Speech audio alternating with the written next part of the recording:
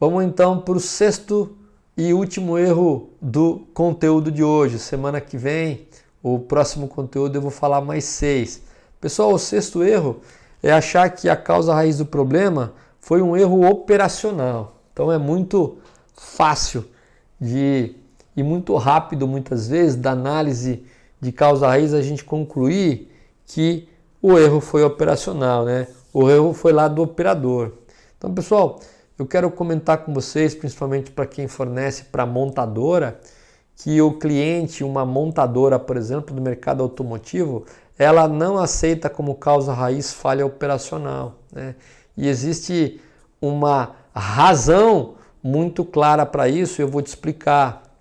E eu, quando supervisor, né, imaturo, muitas vezes eu joguei muita responsabilidade para o operador, quando na verdade não era responsabilidade dele.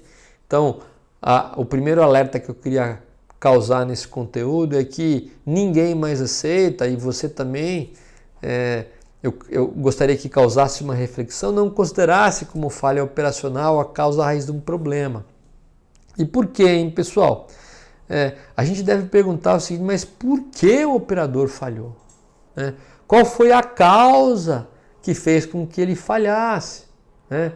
E tem aí como solução, pessoal, uma reflexão de um ditado muito interessante aí do Goddard, da teoria das restrições, que eu sou bastante estudioso em relação a ela, porque é uma abordagem diferenciada que fala o seguinte: diga-me como me medes, que eu te direi como me comportarei.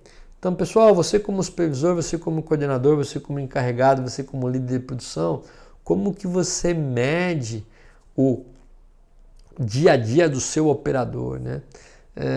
Como você avalia ele no dia a dia? Então, perceba bem uma outra reflexão que eu vou ditar e vou deixar para você nesse slide, e que é muito importante que você avalie isso no seu dia a dia, né? Todo o comportamento, pessoal, do ser humano, ele é derivado de uma política local administrativa, né? Portanto, se você quer mudar o comportamento de alguém, do seu operador ou de quem quer que seja, então questione antes as políticas locais e os medidores que você utiliza. Então, se você está dizendo que o operador falhou, que ele deixou passar aí um problema de qualidade, qual é o medidor que você costuma fazer com frequência para avaliar as competências e as habilidades operacionais que ele tem do dia a dia, né?